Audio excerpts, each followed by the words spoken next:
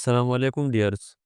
I hope you all are doing well and enjoying the best of your life. Dears, आज की video में हम ये discuss करेंगे कि हम किस तरह एक्सपोनेंशियल डिस्ट्रीब्यूशन को आर में परफॉर्म कर सकते हैं। तो परफॉर्म करने से पहले हम आपके सामने एक्सपोनेंशियल डिस्ट्रीब्यूशन का थोड़ा सा कॉन्सेप्ट जो है वो पेश करते हैं। तो सबसे पहले हमारे पास हम इसका डिफिनीशन करते हैं कि एक्सपोनेंशियल डिस्ट्रीब्यूशन हमारे पास है क्या। तो exponential distribution is a continuous probability distribution which is obvious one used to model the time between independent event that occurs at a constant rate. Exponential distribution का जो काम है ये occurrence of a specific event in a certain time जो कि constant rate पर होता है, एवरेज रेट पर, वहाँ पर हम एक्सपोनेंशियल डिस्ट्रीब्यूशन को यूज़ करते हैं। इसी तरह एक्सपोनेंशियल डिस्ट्रीब्यूशन के और भी यूज़ है जो कि हम बाद में इस वीडियो में डिस्कस करेंगे। फिर उसके बाद इसकी पीडीएफ की तरफ आते हैं कि पीडीएफ इसका क्या है। तो पीडीएफ जो है इसका है लिम्डा ई पावर माइनस लिम्डा एक्स, ठीक है। और इसका जो रेंज है 0 से इन्फिनिटी तक है। और लिम्डा जो है हमारे पास रेट पैरामीटर है, ठीक है, इनवर्स ऑफ द मीन, यानी इसका जो मीन है वो इनवर्स होगा इस रेट पैरामीटर का, ठीक है। इसी तरह इसका जो सीडीएफ है कम्युलेटिव डिस्ट्रीब्यूशन फंक्शन, वो हमारे पास है 1 माइनस ई पावर माइनस लिम्डा एक्स, ठीक है। इसी तरह इसका मीन जो है 1 ओवर लिम्डा है और वेरिएंस जो है 1 ओवर लिम्डा स्क्वायर। एंड इसका जो it is the only distribution of which mean and standard deviation are same, ठीक है। इसका मीन और स्टैंडर्ड डिविएशन जो है सेम हो है, ठीक है। मेमोरी लिस्ट प्रॉपर्टी की तरफ ये एक और डिस्ट्रीब्यूशन है लाइक ज्योमेट्रिक डिस्ट्रीब्यूशन।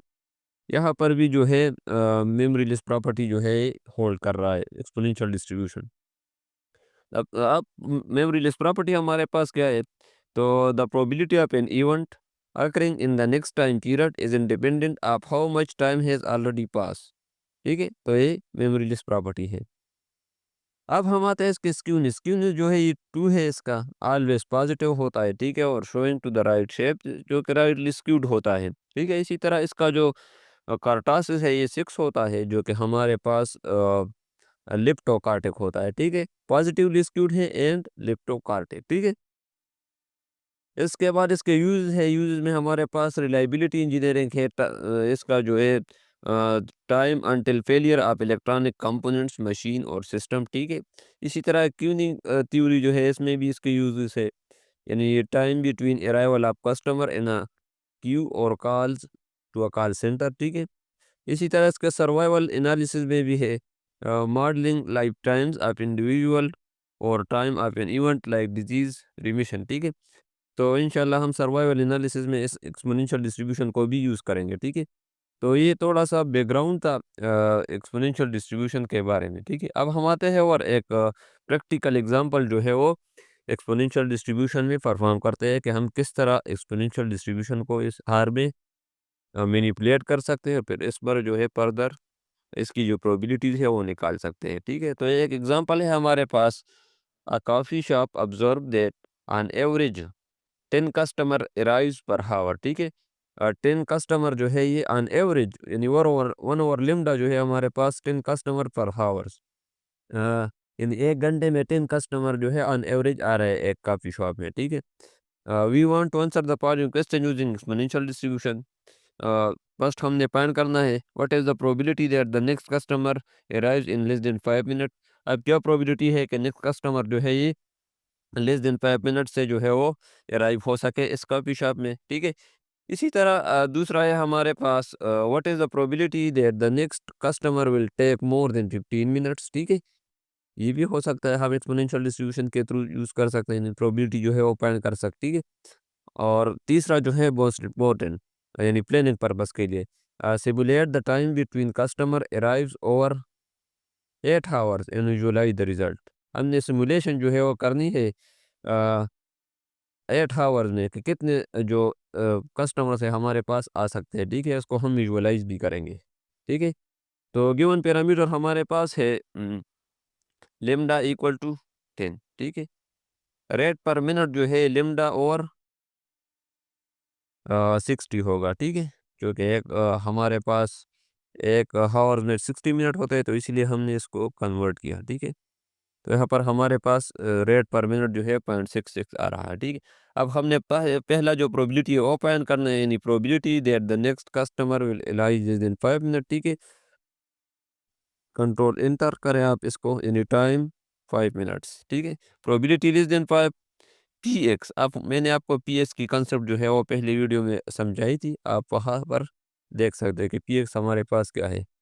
फिर इसके बाद टाइम है 5 minutes, rate equal to rate per minute. ठीक है, तो कंट्रोल इंटर के साथ में इसको रन करता हूँ, तो यहाँ पर हमारे पास ये आ रहा है कि 0.5654। This mean that there is 56.4% chance that the next customer will arrive less than 5 minute. ठीक है, यानी जो नेक्स्ट कस्टमर है ये लेस देन 5 मिनट्स लेगा, इसकी प्रोबेबिलिटी जो है वो 56.554 है। ठीक है, इसी तरह हम ये प्रोबेबिलिटी फाइंड करेंगे कि वो मोर देन जो कस्टमर है ये मोर देन 15 मिनट्स लेगा।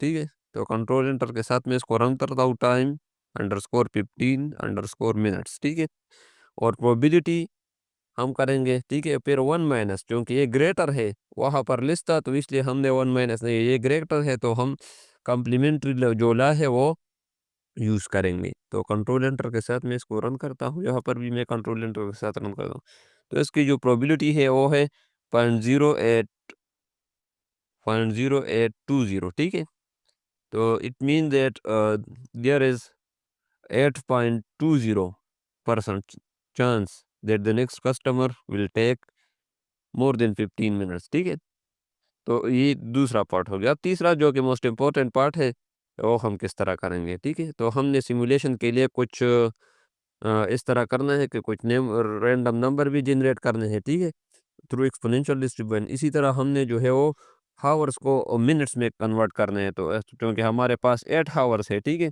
8 हावर्स के लिए हमने सिमुलेशन करना है, तो 8 × 60, क्योंकि ये हमने मिनट में कन्वर्ट किया।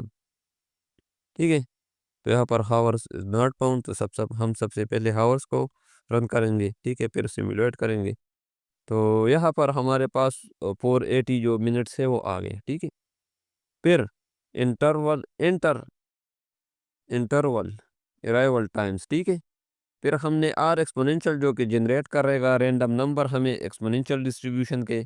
ठीक है, सिमुलेशन 480 नंबर जनरेट करेगा विद इन जो रेट पैरामीटर है हमारे पास, और 10 है, इन 10 के अंदर। ठीक है, तो कंट्रोल इंटर के साथ मैं इसको रन करता हूँ,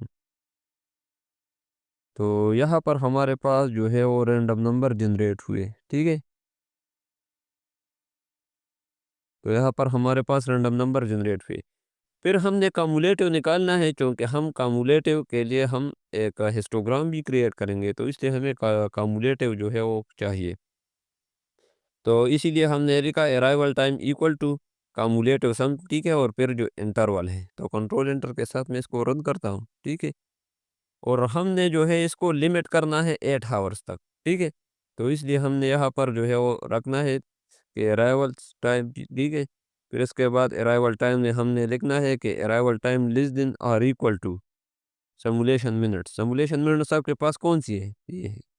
ठीक है, यानी 80 मिनट से जो है वो अबाउ नहीं होगा। तो कंट्रोल के साथ में इसको रन करता हूँ, तो यहाँ पर थोड़ा सा इसका ये थोड़ा ये जो सेटिंग्स है हमने हिस्टोग्राम के लिए क्या है। ठीक है, यानी हम इसको अब विजुअलाइज करेंगे।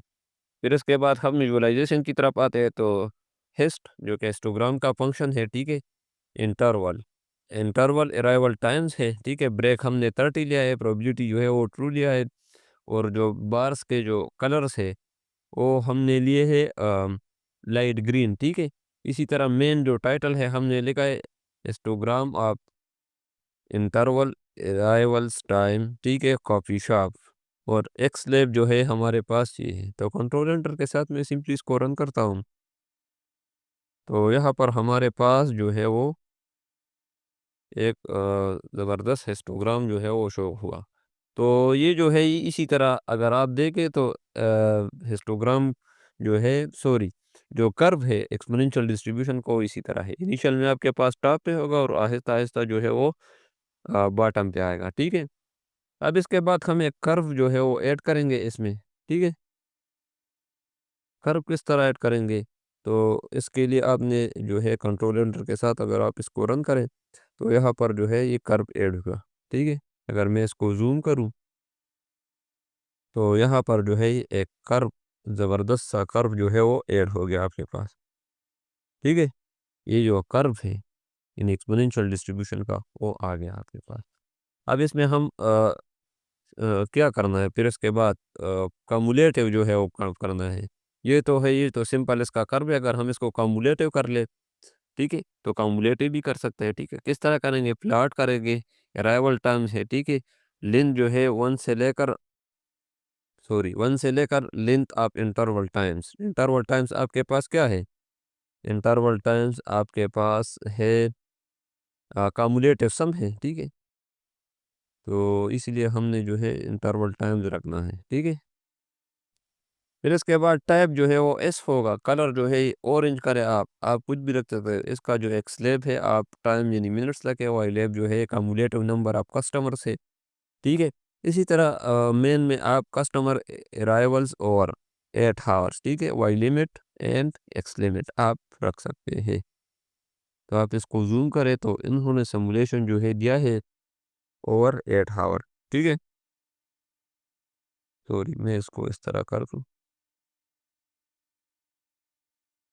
यहाँ पर हमारे पास जो है एक कम्युलेटिव सम जो 8 आवर्स में कस्टमर जो है हमारे पास आ सकते हैं, वो ये है, कितने हैं, तकरीबन हमारे पास 78 तक जो कस्टमर्स है वो विद इन 8 आवर जो है वो आ सकते हैं। तो एक्सपोनेंशियल डिस्ट्रीब्यूशन आपके पास प्लानिंग पर्पस के लिए भी जो है यूज़ हो सकता है। ठीक है, यूज़ होता है, यूज़ हो सकता नहीं, यूज़ होता है। ठीक है, यानी आप जो है वो प्लानिंग करेंगे कि नेक्स्ट 10 आवर में हमारे पास कितने कस्टमर होंगे। ठीक है, या 12 आवर में आपके पास कितने कस्टमर जो है इस एक शॉप पर आएंगे ऑन प्रोबेबिलिटी बेसिस। तो आप एक्सपोनेंशियल डिस्ट्रीब्यूशन के ज़रिए जो है वो कर सकते हैं। So this is how you can perform exponential distribution using R. So that's enough for today. We will back with another video, inshallah.